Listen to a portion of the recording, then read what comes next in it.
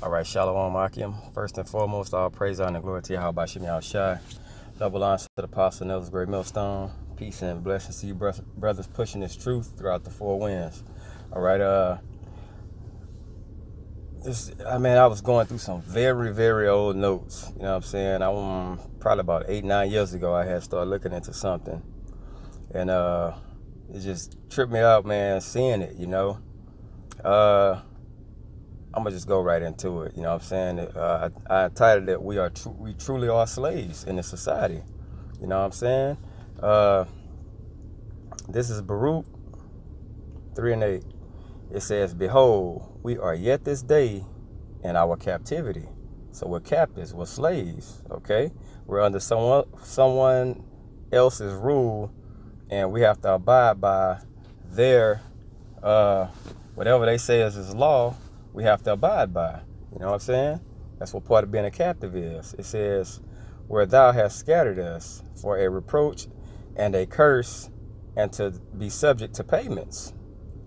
Key thing, subject to payments. Okay. It says, "According to all the iniquities of our fathers, which departed from the Lord our power." Okay. Now check this out. This is a birth certificate. Look at the bottom. It says, "When you are born." Okay, let me see if I can. It says, "When you are born, your parents register you with the government as a corporation." Okay, so that's a hint right there. A corporation. So it's a business. Okay, by receiving and signing a birth certificate. Okay, in a few years, your corporation will receive a taxpayer ID called a Social Security card or number. This is so you can be used as collateral, okay, for the government to acquire debt. That's right. You and your labor, time, and energy is what backs the national debt you are stock. Now, check this out. This is a dollar bill. Keep in mind what we just read. Now, this is a dollar bill. If you notice the one on top, it has a gold seal on it because it was backed by gold. But that changed. Now, you look at the dollar on the bottom, no seal. But check this out. It gets real interesting. Now, I'm going to try to do this the best I can with this camera. If you look on the back of your Social Security card, let me see if I can get that. If you look, it's got, this is mine, it's F2. Okay? F2.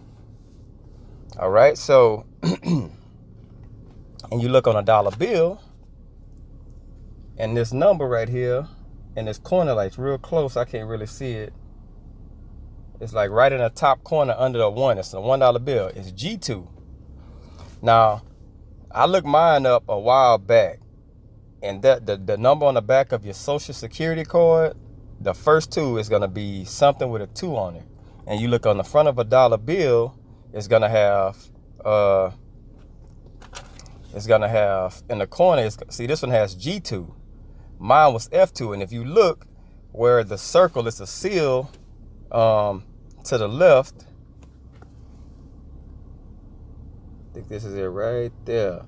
If you look at that and reading it, this one says Federal Reserve Bank of Atlanta, Georgia. I think mine was Chicago. So what they're saying is when you look on the back of your Social Security card and you see something with a letter with a number behind it, and you look on the dollar, it tells you what bank owns you. Okay? It tells you what bank owns you. That's why up here it says, it says, I'm gonna read it over. When you are born, your parents register you with the government as a corporation by receiving and signing a birth certificate. Okay, So it says in a few years, your corporation will receive a taxpayer identification ID called a social security number. Okay? It says this is so you can be used as collateral. The money is not backed by nothing. It was backed by gold. But guess what? Now it's backed by us. We're the slaves. Okay? It went from being backed by gold and silver to being backed by us. That truly is the definition of a slave. Okay? So the money that you spend, first of all, it's not real money.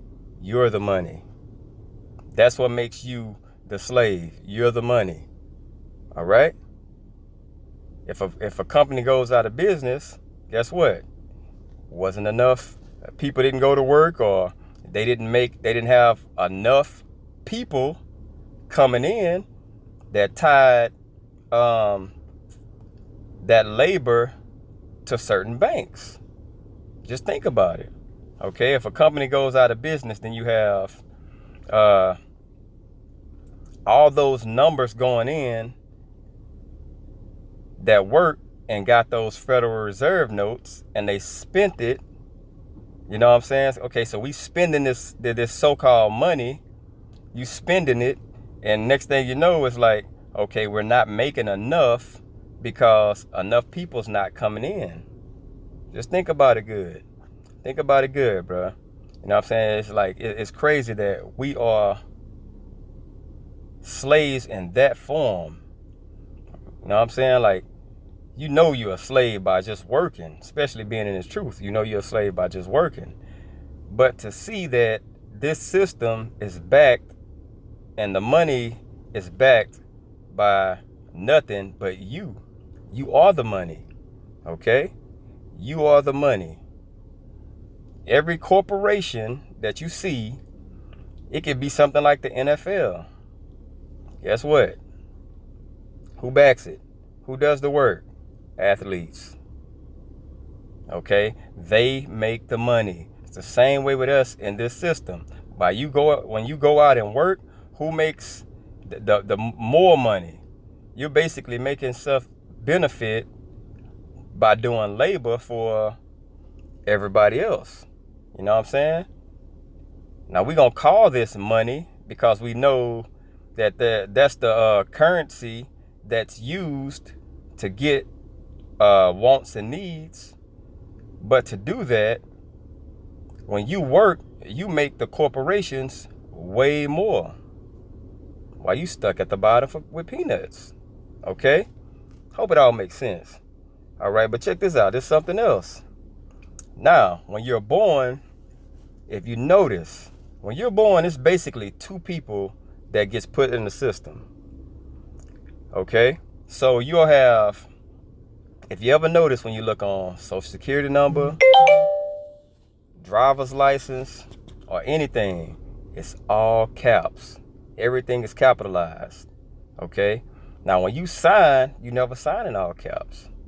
It's lowercase. Or everything is like, it's capital letter first, everything else lowercase.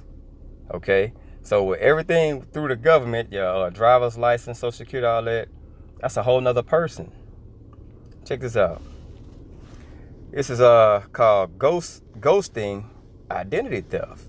It says ghosting is a form of identity theft in which someone steals the identity and sometimes even the role within society of a specific dead person. The ghost, who is not widely known to be deceased, so they'll take some random, you know what I'm saying, and they'll start wearing his identity. How is this possible? Because the person that died, that's the one that was signing in lowercase letters. You know what I'm saying? That's the one that was signing in lowercase letters. But the one they're using is the one from your social security number. You know what I'm saying? That's the one they're using, the one that's in all caps. Okay, it says the ghoster is roughly the same age that the ghost would have been if still alive.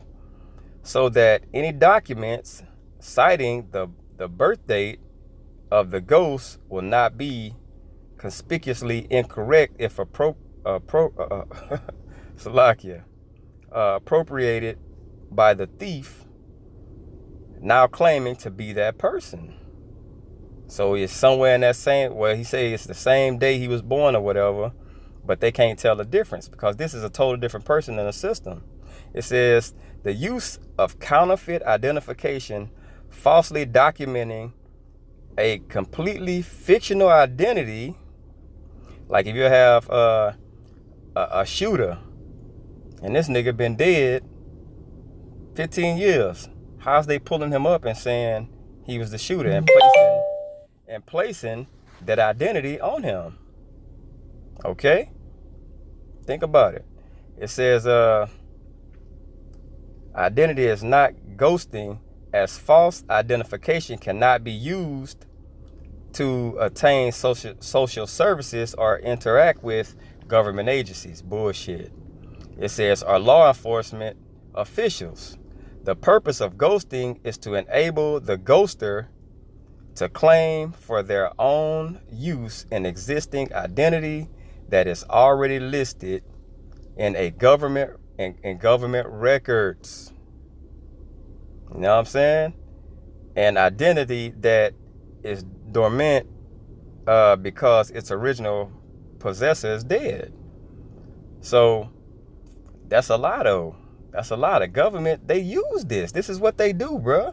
Like you'll watch movies and it'll have a guy, and the guy he'll go overseas, undercover or whatever, and they'll say he's dead, and then they'll say we're gonna give you the alias such and such. You were born this day. Where do those names come from? Where does that identification come from? If that guy goes in and say, I want to apply for this job, he's already on file. Think about it, bro. He already on file. So this dude, let's say this dude name is Henry Smith. He go overseas and let's say they tell the family he's dead. Okay? So now he comes back to the US and he gets his fingerprints changed.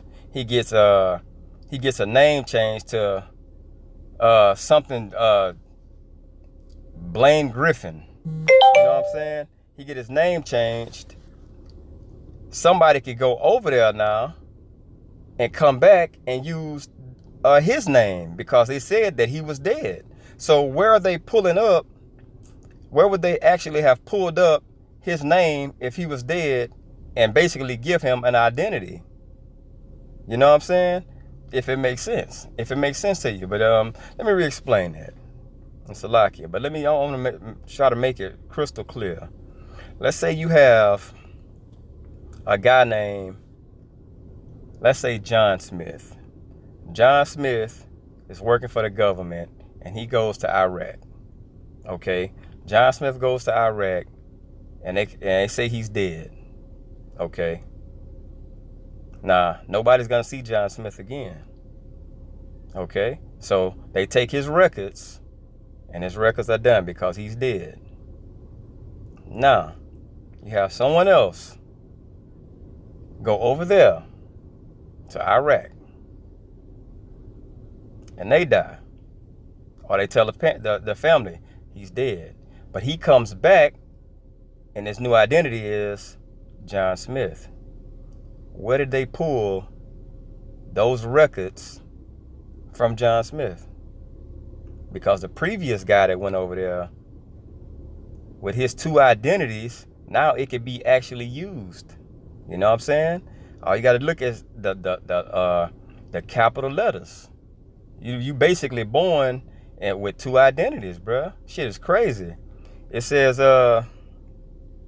ghosting is based on the premise, now less justified than in previous times, that separate government agencies do not share a total exchange of information.